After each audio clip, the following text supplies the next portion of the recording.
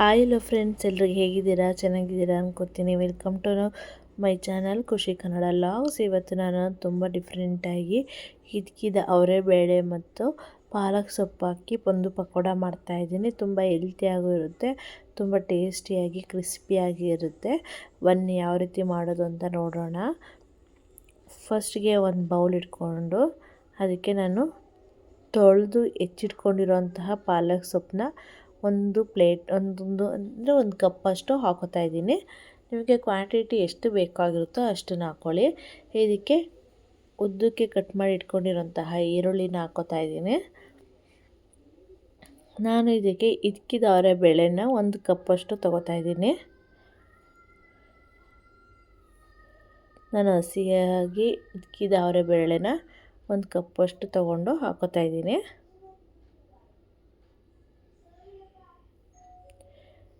ಈಗ ಇದಕ್ಕೆ 1ರಿಂದ 1.5 ಚಮಚದಷ್ಟು ಜೀರಿಗೆ ಹಾಕೋತಾ ಇದ್ದೀನಿ.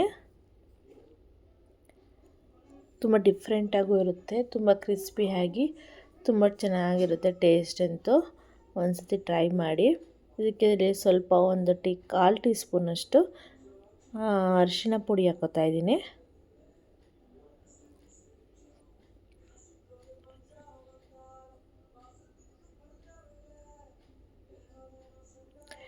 ಈಗ ಇದನ್ನು ರುಚಿಗೆ ತಕ್ಕಷ್ಟು ಉಪ್ಪನ್ನು ಆ್ಯಡ್ ಮಾಡ್ಕೊಳ್ಳೋಣ. 1/4 ಟೀ ಸ್ಪೂನಷ್ಟು ಸೋಡಾ ಪುಡಿ, ಉಪ್ಪು ಮತ್ತು ಸೋಡಾ ಪುಡಿ ಎರಡನ್ನೂ ಹಾಕ್ಕೊಂಡು 1 ಟೇಬಲ್ ಸ್ಪೂನಷ್ಟು ಅಚ್ಕಾರದ ಪುಡಿ ಹಾಕ್ಕೊಳ್ಳೋಣ.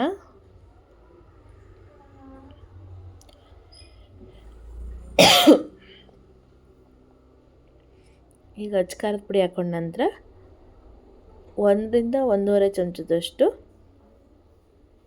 ಅಕ್ಕಿ ಹಿಟ್ಟನ್ನು ಹಾಕ್ಕೋಬೇಕು. ಅಕ್ಕಿ ಹಿಟ್ಟು ಹಾಕ್ಕೊಂಡ್ರೆ ಕ್ರಿಸ್ಪಿಯಾಗಿರುತ್ತೆ. ನಾನು ಇವಾಗ ರುಚಿಗೆ ತಕ್ಕಷ್ಟು ಉಪ್ಪನ್ನು ಆ್ಯಡ್ ಮಾಡ್ಕೊಂಡಿದ್ದೀನಿ. ಉಪ್ಪನ್ನು ನಿಮಗೆ ಎಷ್ಟು ಕ್ವಾಂಟಿಟಿ ಅಂದರೆ ನಿಮ್ಮ ರುಚಿಗೆ ತಕ್ಕಂತೆ ಹಾಕ್ಕೊಳ್ಳಿ. ಅದ್ರ ಜೊತೆಗೆ ನಾನು 1.5ರಿಂದ 1.5 ಚಮಚದಷ್ಟು ಅಕ್ಕಿ ಹಿಟ್ಟು ಹಾಕೋತಾ ಇದ್ದೀನಿ. ಅಕ್ಕಿ ಹಿಟ್ಟು ಹಾಕ್ಕೊಂಡ್ರೆ ತುಂಬ ಅಂದರೆ ತುಂಬ ಕ್ರಿಸ್ಪಿಯಾಗಿ ಬರುತ್ತೆ ಹಾಗೂ ತುಂಬ ಚೆನ್ನಾಗಿರುತ್ತೆ. ಒಂದ್ಸತಿ ಟ್ರೈ ಮಾಡಿ. ಈಗ ಇದನ್ನು ನೀಟಾಗಿ ಕಲಿಸ್ಕೊಳ್ಳಿ. ಇದಕ್ಕೆ ನಾನು 1 ಬೌಲಷ್ಟು ಕಡಲೆ ಹಿಟ್ಟನ್ನು ಆ್ಯಡ್ ಮಾಡ್ಕೋತಾ ಇದ್ದೀನಿ. ಕಡಲೆ ಹಿಟ್ಟು, ಅಕ್ಕಿ ಹಿಟ್ಟು, ಈರುಳ್ಳಿ, ಪಾಲಕ್ ಸೊಪ್ಪು ಮತ್ತು ಹಿದ್ಕಿದ ಅವರೆಬೇಳೆ, ಖಾರದ ಪುಡಿ, ಜೀರಿಗೆ, ರುಚಿಗೆ ತಕ್ಕಷ್ಟು ಉಪ್ಪು ಮತ್ತು ಸ್ವಲ್ಪ ಸೋಡಾ ಪುಡಿ ಹಾಕ್ಕೊಂಡು ಫಸ್ಟು ನೀಟಾಗಿ ಚೆನ್ನಾಗಿ ಕಲಿಸ್ಕೋಬೇಕು. ಏಕೆಂದರೆ ಸೊಪ್ಪು ಮತ್ತು ಈರುಳ್ಳಿಯಲ್ಲಿ ನೀರಿನ ಅಂಶ ಇರೋದರಿಂದ ನಾವು ಕಲಿಸ್ಕೊಂಡಾಗ ನೀರನ್ನು ಚೆನ್ನಾಗಿ ಸ್ಪ್ರೆಡ್ ಆಗುತ್ತೆ. ಫಸ್ಟಿಗೆ ನೀರು ಹಾಕ್ಕೊಂಡ್ರೆ ಅದರಲ್ಲಿರೋಂತಹ ನೀರಿನ ಅಂಶ ಇನ್ನೂ ಮತ್ತೆ ಬಿಟ್ಕೊಂಡು ತುಂಬ ತೆಳು ಅನಿಸುತ್ತೆ, ಆಗ ಪಕೋಡ ಚೆನ್ನಾಗಿ ಆಗಲ್ಲ. ಅದಕ್ಕೆ ನೀವು ಫಸ್ಟಿಗೆ ನೀರನ್ನು ಸೊಪ್ಪು ಮತ್ತು ಈರುಳ್ಳಿಲಿರೋಂತಹ ನೀರನ್ನು ಚೆನ್ನಾಗಿ ಹಿಟ್ಟಲ್ಲಿ ಕಲಿಸ್ಕೋಬೇಕು. ನೋಡಿ, ಮತ್ತೆ ನಾನು ಕಡಲೆ ಹಿಟ್ಟನ್ನು ಹಾಕೋತಾ ಇದ್ದೀನಿ. ಅಂದರೆ ಇನ್ನೊಂದು ಸ್ವಲ್ಪ ಕಡಲೆ ಹಿಟ್ಟು ಬೇಕು ಅನ್ನಿಸ್ತು, ಅದಕ್ಕೆ ಹಾಕೋತಾ ಇದ್ದೀನಿ. ನಿಮಗೆ ನೋಡಿದ್ರೆ ಗೊತ್ತಾಗುತ್ತೆ ಕಲಿಸ್ಕೊಂಡಾಗ ಕಡಲೆ ಹಿಟ್ಟು ಎಷ್ಟು ಬೇಕು ಅಂತ. ನಿಮ್ಮ ಕ್ವಾಂಟಿಟಿ ಮೇಲೆ ಡಿಪೆಂಡ್ ಆಗುತ್ತೆ. ಈಗ ನೋಡಿ, ನಾನು ನೀರೇ ಯೂಸ್ ಮಾಡಿಲ್ಲ, ಆದ್ರೂ ಹಿಟ್ಟು ಎಷ್ಟು ಚೆನ್ನಾಗಿ ಕಲಿಸ್ಕೋಬೋದು. ಎಲ್ಲ ಅಂದರೆ ಸ್ವಲ್ಪ ಪ್ರೆಸ್ ಮಾಡಿ ಕಲಿಸೋದ್ರಿಂದ ತುಂಬ ಚೆನ್ನಾಗಿ ಮಿಕ್ಸ್ ಆಗುತ್ತೆ ಮತ್ತು ನೀರಿನ ಅಂಶ ಚೆನ್ನಾಗಿ ಬಿಟ್ಕೊಂಡು, ಸೊಪ್ಪು ಈರುಳ್ಳಿಯಲ್ಲಿ ತುಂಬ ನೀರು ಬಿಟ್ಕೊಂಡು ಅಷ್ಟೊಂದು ನಮಗೆ ಮತ್ತೆ ನೀರು ಜಾಸ್ತಿ ಹಾಕ್ಕೋಬೇಕು ಅಂತ ಏನು ಅನಿಸಲ್ಲ. ನೋಡಿ, ನಾನು ಈಗ ಒಂದು ಸ್ವಲ್ಪ ನೀರು ಹಾಕ್ಕೊಂಡು ಮತ್ತೆ ಕಲಿಸ್ಕೊತಾ ಇದ್ದೀನಿ. ನೀಟಾಗಿ ಸ್ವಲ್ಪ ಪ್ರೆಸ್ ಮಾಡಿ ಕಲಸಿ, ಆಗ ತುಂಬ ಚೆನ್ನಾಗಿ ಬರುತ್ತೆ.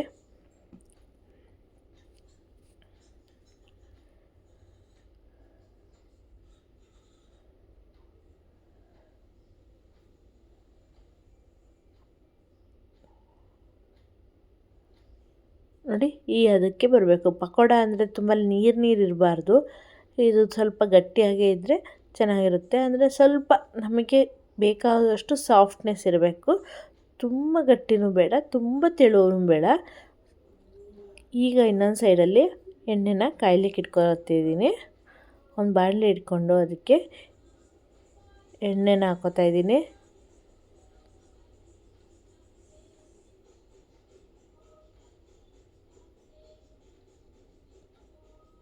ನೋಡಿ ಎಣ್ಣೆ ಕಾದಿದೆಯೋ ಇಲ್ಲೋ ಅಂತ ಸ್ವಲ್ಪನೇ ಹಾಕ್ಕೊಂಡು ನೋಡ್ತಾಯಿದ್ದೀನಿ. ಈಗ ನೋಡಿ ಎಣ್ಣೆ ಕಾದಿದೆ. ಈಗ ಒಂದೊಂದನೇ ಸ್ವಲ್ಪನೇ ತಗೊಂಡು ಹಿಟ್ಟನ್ನು ಎಣ್ಣೆಯಲ್ಲಿ ಬಿಟ್ಕೊಳ್ಳೋಣ.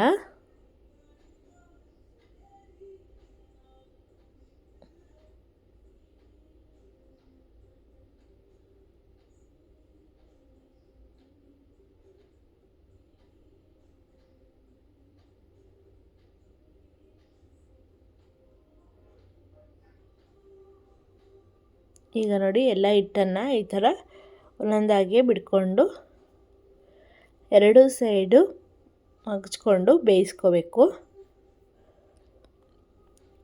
ತುಂಬ ಡಿಫ್ರೆಂಟಾಗೂ ಇರುತ್ತೆ, ಮಕ್ಳಿಗೂ ಹೆಲ್ತಿಯಾಗಿರುತ್ತೆ.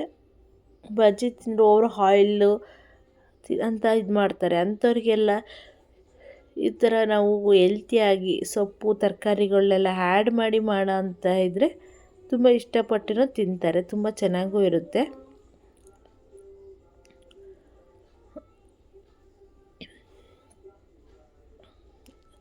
ಸ್ವಲ್ಪ ಗೋಲ್ಡನ್ ಬ್ರೌನ್ ಬರೋವರೆಗೂ ಚೆನ್ನಾಗಿ ಬೇಯಿಸ್ಕೊಳ್ಳಿ, ಆಗ ಕ್ರಿಸ್ಪಿನೆಸ್ ತುಂಬ ಚೆನ್ನಾಗಿ ಬರುತ್ತೆ.